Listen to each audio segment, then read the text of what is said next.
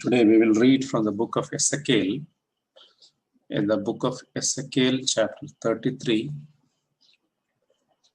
and I would like to read from verse 23 to 33. Ezekiel chapter 33, verses 23 to 33. I would request Sister Nisha to please read that portion for us.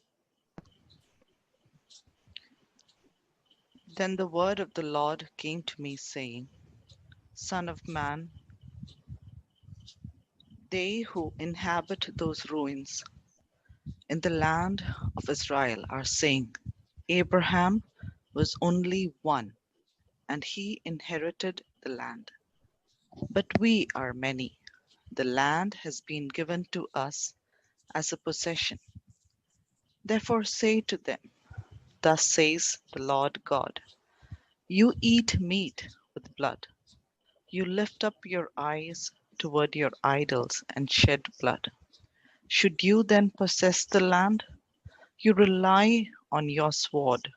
You commit abominations, and you defile one another's wives. Should you then possess the land? Say thus to them, Thus says the Lord God, As I live, surely those who are in the ruins shall fall by the sword, and the one who is in the open field I will give to the beast to be devoured, and those who are in the strongholds and caves shall die of the pestilence. For I will make the land most desolate. Her arrogant strength shall cease, and the mountains of Israel shall be so desolate that no one will pass through. Then they shall know that I am the Lord, when I have made the land most desolate, because of all their abominations which they have committed. As for you, Son of Man, the children of your people are talking about you beside the walls and in the doors of the houses, and they speak to one another, everyone saying to his brother, Please come and hear what the word is that comes from the Lord. So they come to you as people do. They sit before you as my people, and they hear your words, but they do not do them. For with their mouth they show much love, but their hearts pursue their own gain. Indeed, you are to them as a very lovely song of one who has a pleasant voice and can play well on an instrument. For they hear your words, but they do not do them. And when this comes to pass, surely it will come, then they will know that a prophet has been among them. Thank you. Thank you. Now, Ezekiel, this middle chapters of Ezekiel, very crucial chapters, and the prelude to this is that marker that we see in chapter 33 and verse 21. Ezekiel is divided by timestamps. Timestamp in the sense that when a particular vision came, Ezekiel noted down the chronological timestamp. And the chronological timestamp that Ezekiel is noting is in verse 21. It came to pass in the 12th year of our captivity. That means he is already 12 years into the captivity. 10 years into the captivity, we saw that he lost his wife. 2 years after the demise of his wife, on the 10th month, in the 5th day of the month, he is saying in hindsight that one that had escaped out of Jerusalem came unto me, saying, The city is smitten. So here is a messenger who came all the way from Jerusalem into the land of Babylon, You see there is no train, no flight, no bus, no car. Think of the difficulty of a messenger to come from Jerusalem to Babylon to tell of this news. Whole night that he is waiting. Verse 22, now the hand of the Lord was upon me in the evening. So he is awaiting the coming of this messenger. Afore he heard that his escape came and had opened my mouth until he came to me in the morning, and my mouth was opened and I was no more dumb. So now the Lord touched his mouth and he's opened his mouth and he's no more dumb. And here we see the 6 messages coming out of his mouth. Continuous messages. Okay. Now these 6 messages are very significant with respect to Israel's restoration. That's why we are looking at it more closely, because it starts with the question of exile. Why did we come to exile? Starts with that question. It ends with Israel's final victory, where the Messiah will come and destroy his enemies. So between this initial stage of exile from their land into a foreign land to thousands of years in the future, how that their land will be restored, and not only that, there will be a spiritual restoration to the people of Israel. So we are going to look through these 6 messages and see how that God has orchestrated his plan with respect to Israel, according to the vision that God had shown to Ezekiel. So that is the reason why we have done this, trying to do this contextual study. So first vision is what that we have just heard. Okay, so what is the thrust of this vision that we just heard? Let me share my screen.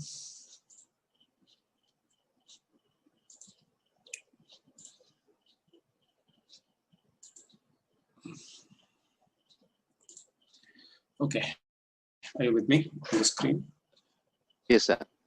Okay, so people are asking the question. What is the question that people are asking? So they are already taken away from their land. Verse 24, they're asking the question. Abraham was one and he inherited the land, but we are many. The land is given. So what they are basically saying is, see, Abraham, a single individual, was given the land.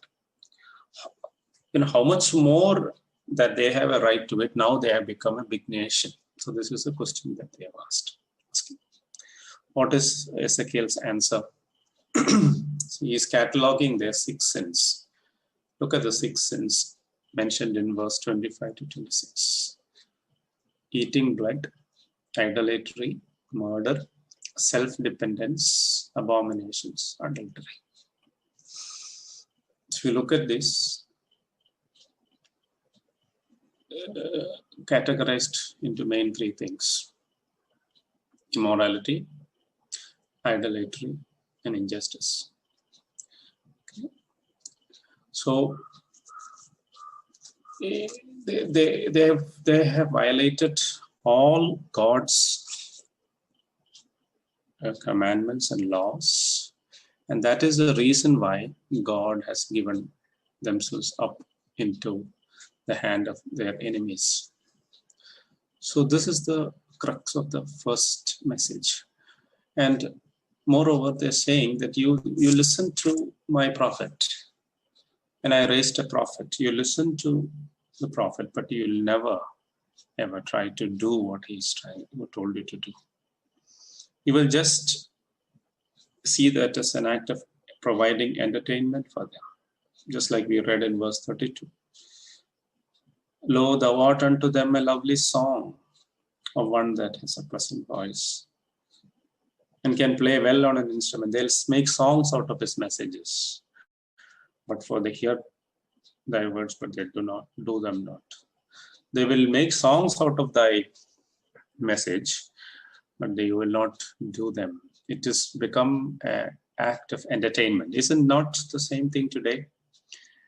That We have beautiful songs we sing, but if you take the lyrics of that song and bring into Monday, Tuesday, Wednesday and see how that we are doing it, how many of us can say that we do what we sing?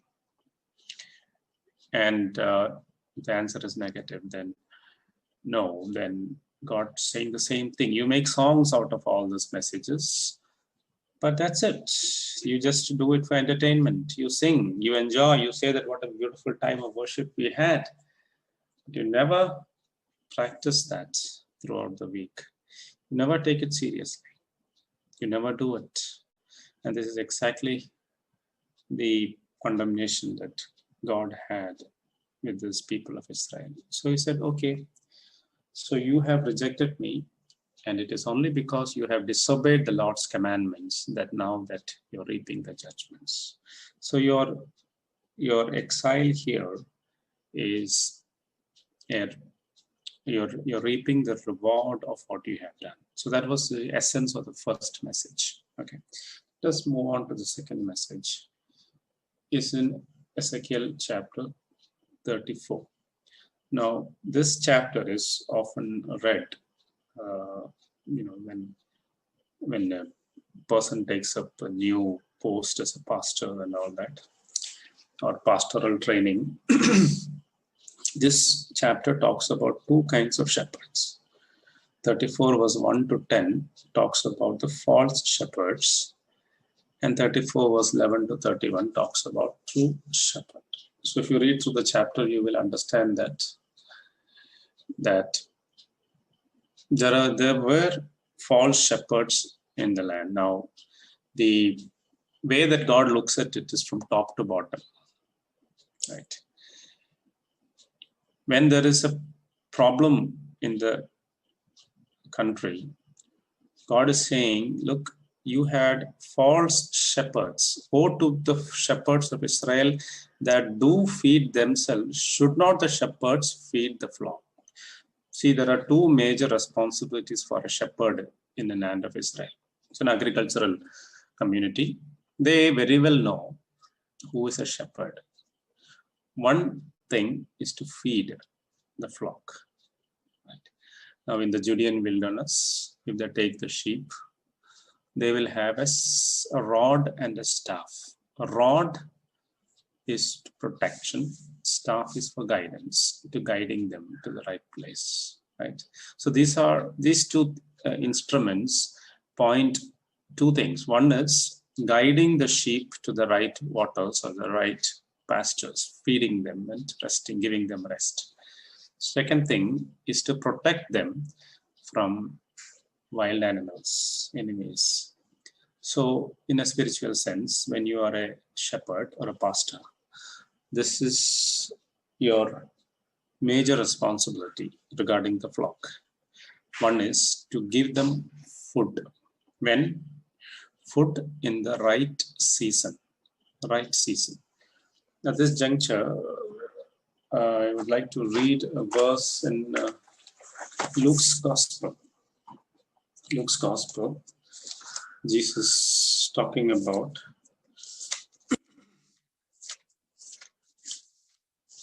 servants and feeding. Luke's Gospel, chapter 12, verse 42 and 43.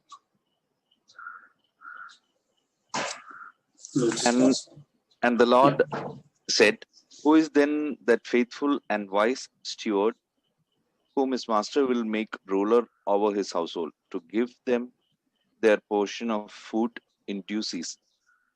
Blessed is that servant whom his master will find so doing when he comes. See that? To give food in due season.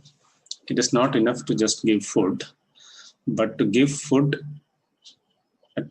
in its time. See, there is a time that when the flock is hungry, when the sheep is hungry, that time you have to feed. You need to wait. Yeah, now it's hungry. Oh, it's a time for it to feed. So a good shepherd, a good pastor will see the situation and feed the flock at this right time. Jesus said, such a person is a wise and a faithful, right? Faithful and wise. He's faithful. His master is not there. He's wise also. He is giving them food at the right season. So this is a very important thing a shepherd should realize. Second thing is protection. When an enemy comes or a wild animal comes, like David, he will fight for his sheep. He will protect them. He will try to save that sheep from the jaws of the wild animal. That is the responsibility of the pastor. But false shepherds, what did they do? They ran away, exposing their sheep to be scattered.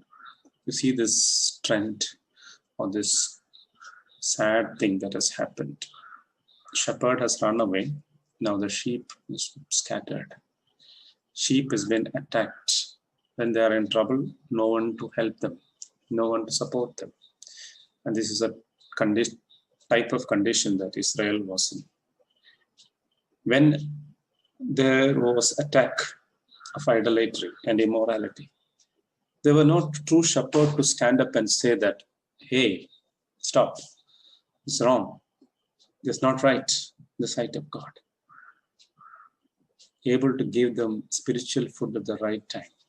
Able to say things standing from God's perspective.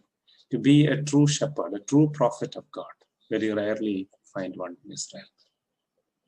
So he says in this chapter that I will raise up true shepherds. So all is not lost. Don't worry.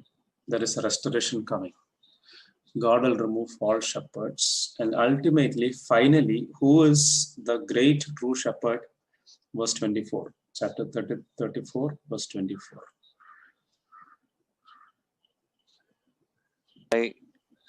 The Lord will be their God, and my servant David, a prince among them. I, the Lord, have spoken. Yeah.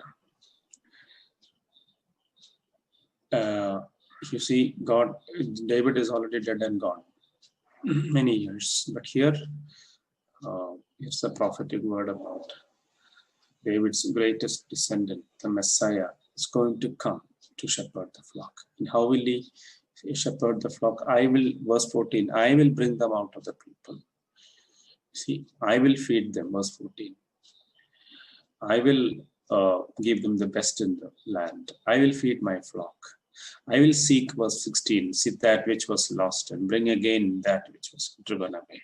So a great shepherding act is going to come where the Lord himself is going to be their true shepherd. Their shepherds failed.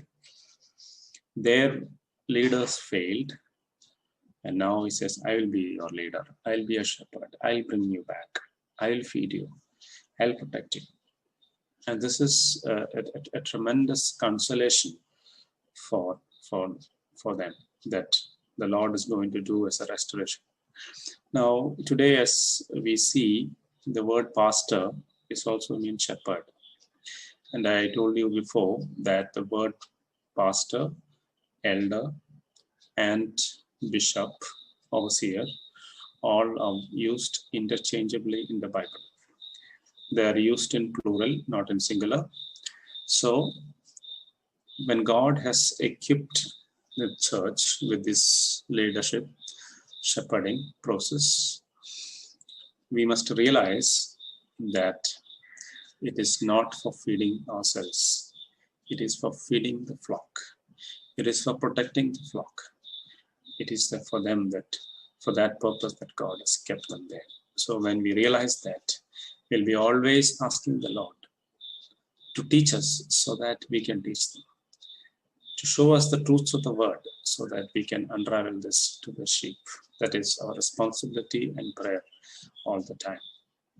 From verse 24 onwards, is talking about the covenant of peace the shepherd will make with Israel. There are 4 types things that is going to happen. Number 1, verse 25 is the taming of nature. What are they doing is cause the evil beast to cease out of the land. They shall dwell in safety in the wilderness and sleep in the bush. So this is the first thing that the good shepherd is going to do. He's going to drive out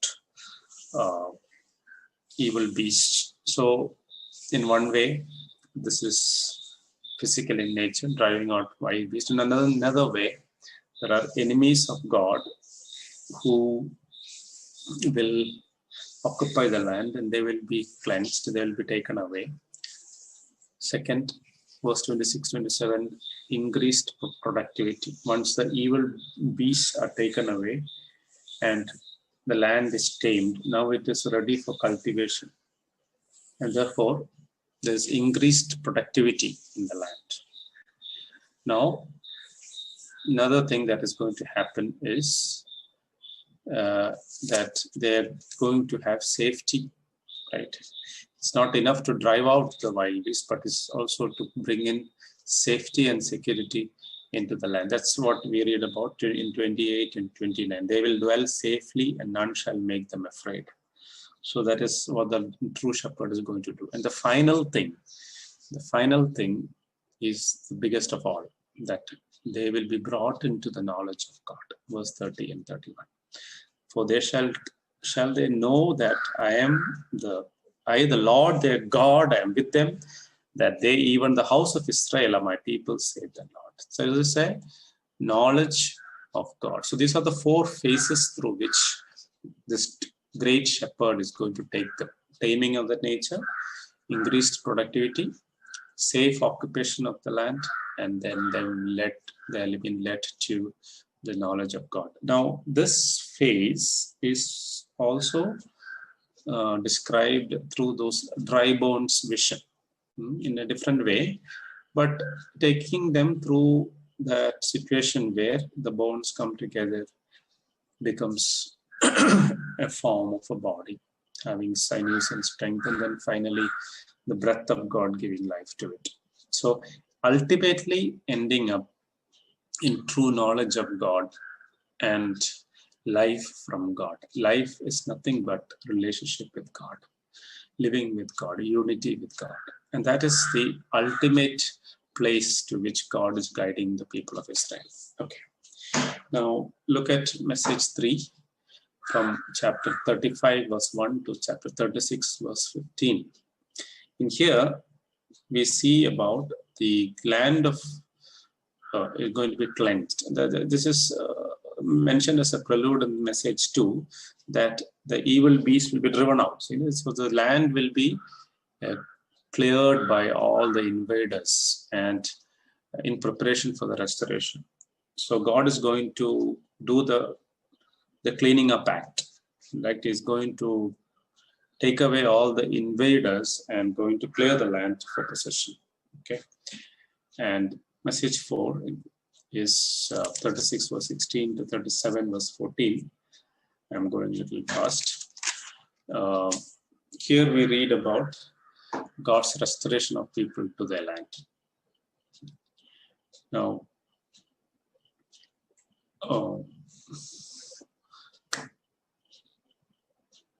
Ezekiel is trying to bring about the past a little bit and to see how the Lord had worked in their past. Because confidence in God always, it is good to go through. If you look at some of the Psalms, you will see a psalmist trying to retell their history, right from Abraham to how they reached the promised land. Why is that the psalmist is trying to retell the whole history in the psalm? Because the way that God has dealt with them in the past will give them confidence of how God will deal with them in the future.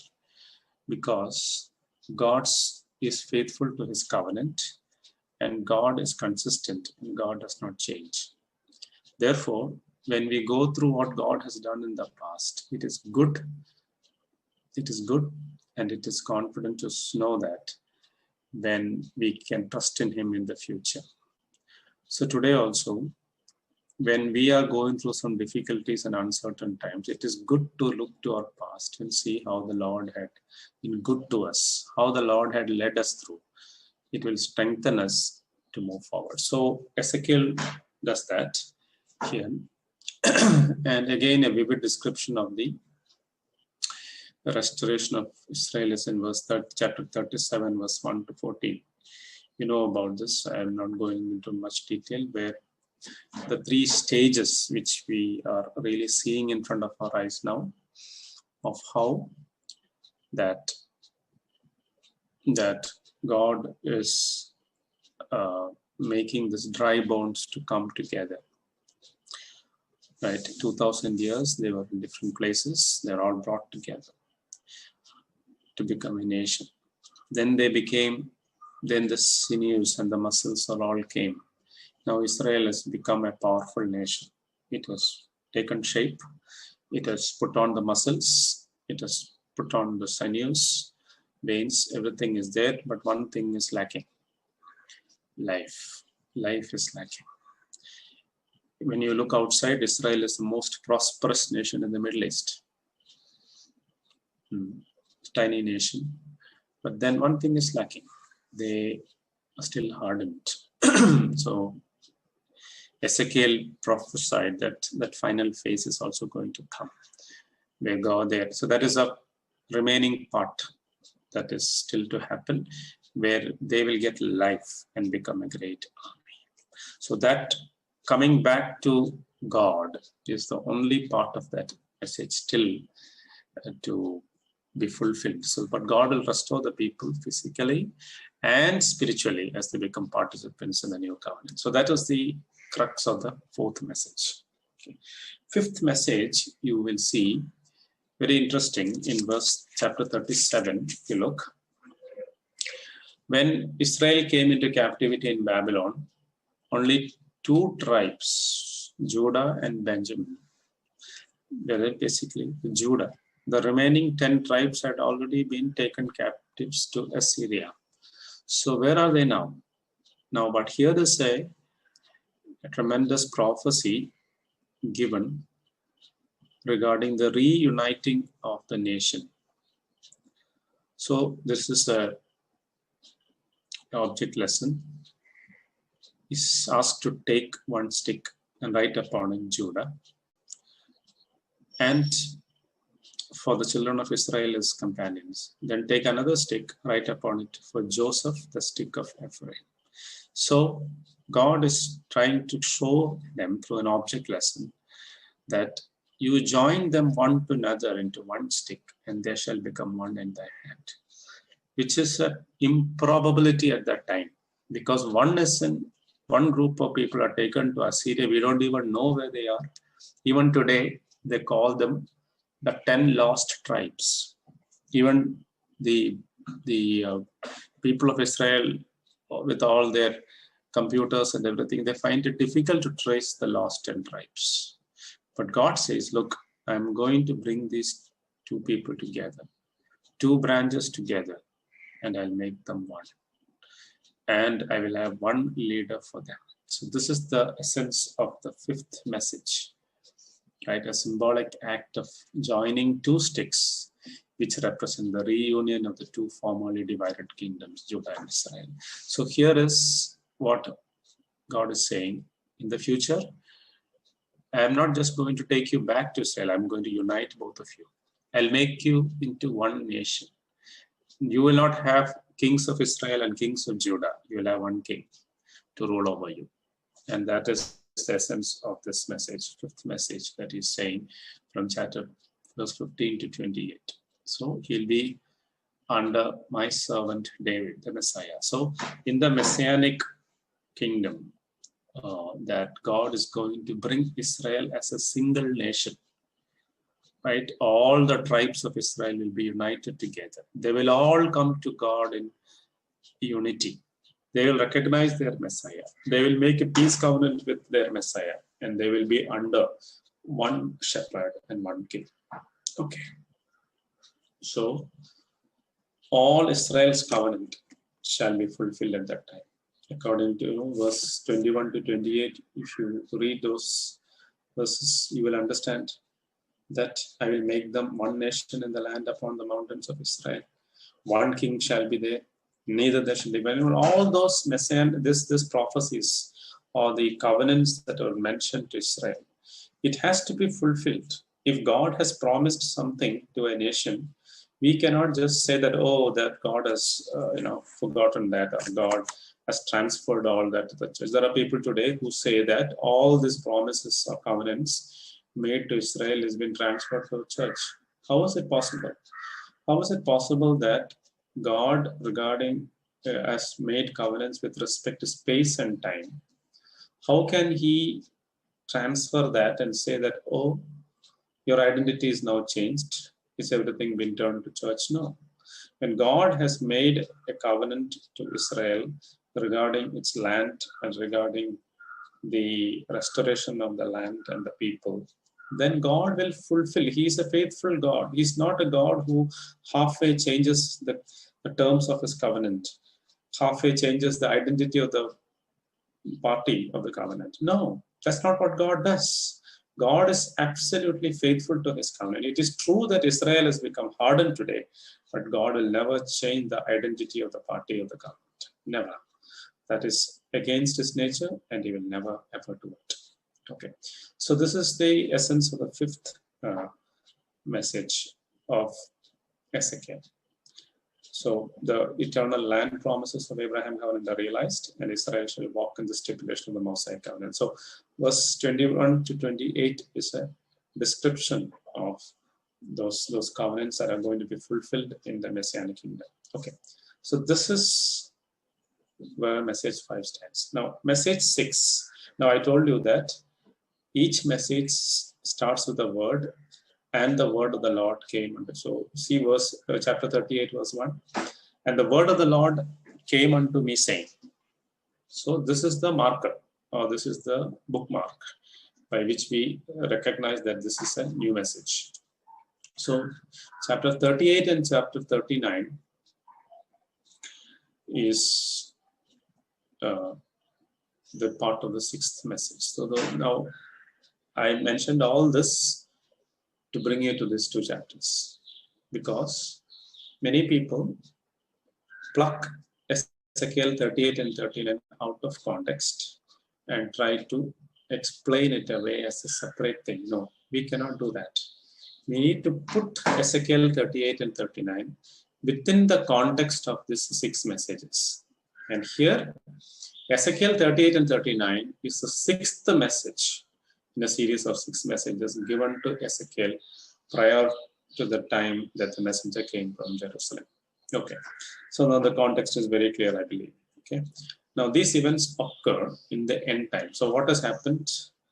When Israel has been restored to the land, Messiah is present, Israel's covenants are fulfilled, and therefore you cannot take Ezekiel 38 and 39 as outside this chronology, outside this timeline. We are already in the last days where Israel is already in covenant with the law, covenant with their Messiah. Okay. Now, I want to look at the flow of the message here. First message, let's reiterate, describes the concerns, the loss. The second, their encouragement about the true shepherds will come, the old shepherds will be taken away. Third message tells them the oppressors will be removed. Okay, prepares restoration and so on, described in 4th and 5th. And in the last speech, Ezekiel discusses a final attempt by the enemies of God to possess the land, which will be thwarted by God, who will not permit his holy name to be defiled again.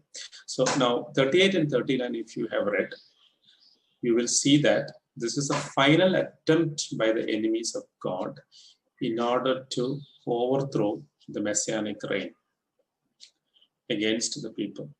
When their true shepherd comes, when their true Messiah is already there, this is a final attempt by the enemies of God to thwart the plan of God.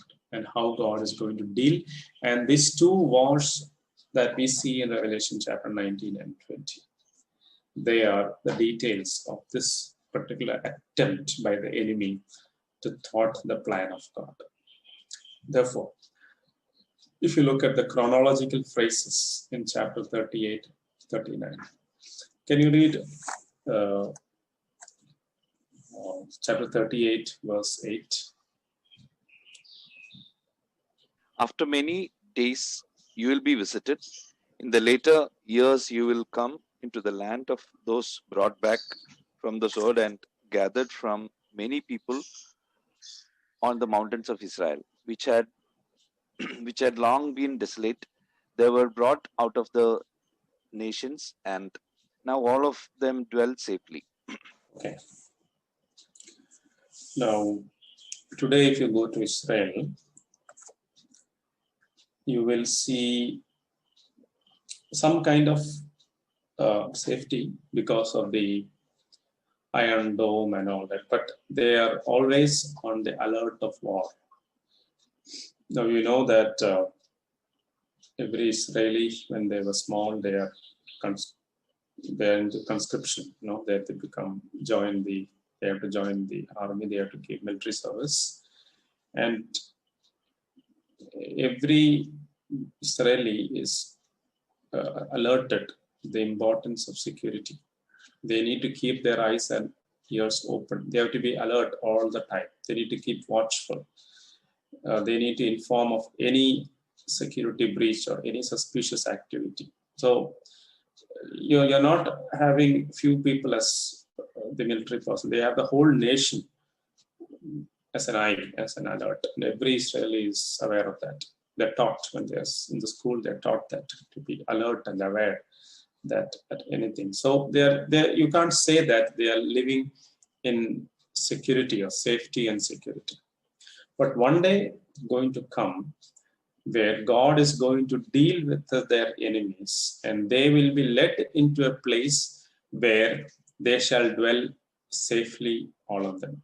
So there are a few things to mention. It is after many days, verse 8, thou shalt be visited in the latter years. These are some of the chronological phrases that we find in Ezekiel chapter 38 and 39. Last days. So that means these events that are going to happen is yet in future.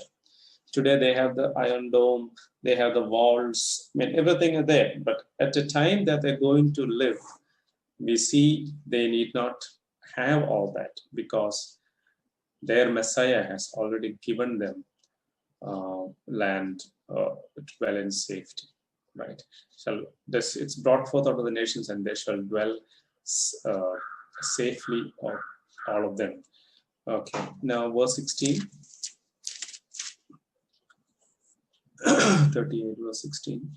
You will come up against my people, Israel, like a cloud to cover the land. It will be in the later days that I will bring you against my land, so that the nations may know me when I am hallowed in you, O Gog, before their eyes. Okay, so this again is a chronological marker which is pointing to the fact that these events are going to happen in the last days, latter days, end time. So here is a prophetic mention of things that are going to happen during the final battle, final wars. What is going to happen? That thou shalt come up against my people of Israel. This is the enemy of God. So, by the way, the Gog Magog group of people here, there are a lot of mention about this. These are only two places in the Bible that we see about Gog Magog reference. One is in Ezekiel chapter 38, 39. Another is in Revelation chapter 20. Now, Revelation chapter 20, if you see that it is just a mention of all the enemies of God. But here in chapter 38 and chapter 39, it is a reference especially to some countries that are represented by Gog, Magog, and Tubal, and so on. Possibly of the north of Israel, forming up Russia, Iran, and the host of other nations also joining along with that. I'm not going to go into detail of all those nations. What I just want to tell you is, in the final battle, there will be a coalition that will come together to fight against Israel. Not because of their hatred to Israel, but because of their hatred to their Lord. These people are enemies of God. And it is how that the enemy will instigate them, stir them up to come against God. Because for them, Israel, or Jew, they will be a representative of the people of God left on earth, and they're going to be attacked, and they're going to try to show that we are going to come to destroy you. And God is saying, look, I will stand against you. I will bring thee against my land, and that heathen may know when I shall be sanctified in thee, O Gog, before their eyes. See? Okay, you will come against me, but I will be sanctified in you, he says in the last verse. Okay, now, if you look at other prophets, okay, now here not only Ezekiel is using these words, it's very important to study about these markers or chronological phrases that has been found in other prophetic books. You can take down these references and you can go and read. You will see that these latter days, after many days, in the final days and so on, are used in Jeremiah, Hosea, Isaiah, Micah, Daniel, right? So this refers to the last time. And so there are phrases like, I'm gathered from many nations to the mountain, living securely, restored with the sword, no one make them afraid, is often employed in reference to millennial security.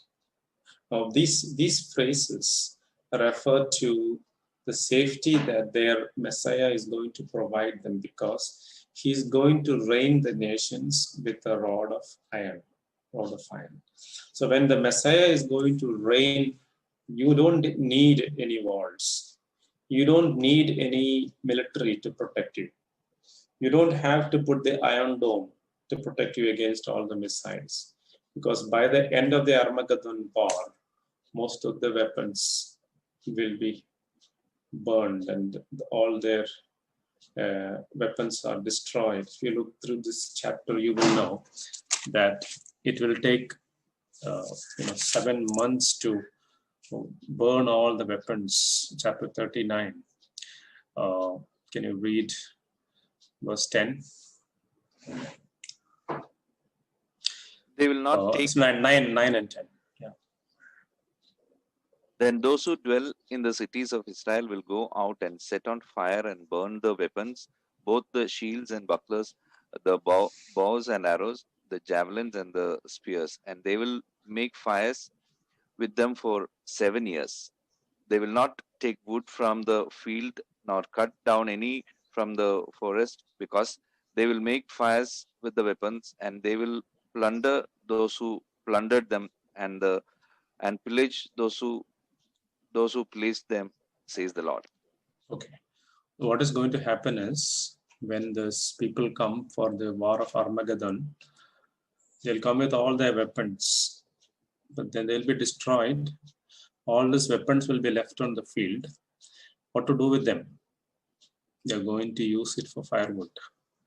They're going to burn them for 7 years. They have firewood for 7 years. So much of weaponry being brought, people are killed. So what to do? All the weapons are all there. All the wood and all the other things are left on, metal and everything. And there is enough ammunition left within all those, so that you can use those ammunition, take it out and use it for burning, cooking food. That is the kind of situation that is going to come. So this is what Ezekiel chapter 38 and 39 mentions. Okay, now these chronological notices in conjunction with the emphasis or the entire context of the 6 night messages strongly suggests that 38 and 39 transpire at the end time when Israel has been restored to land, Messiah is present, and she has entered into peace covenant with Yahweh. Okay, now we need to go and compare this with chapter 39, and the last few verses talks about all the messages compressed. I'm just he's just reiterating the same thing there in chapter 39 about how the judgment is going to come and the consequences of the judgment is the recognition of the sovereignty of God and so on. Okay, now the final 2 verses, I just want to just say that and close here. We see Revelation chapter 19 and 20. Now it is a very usual practice that Old Testament talks about a passage, an event, which may not have understood the difference of time gap between 2 events. Now, an example is Isaiah chapter 60.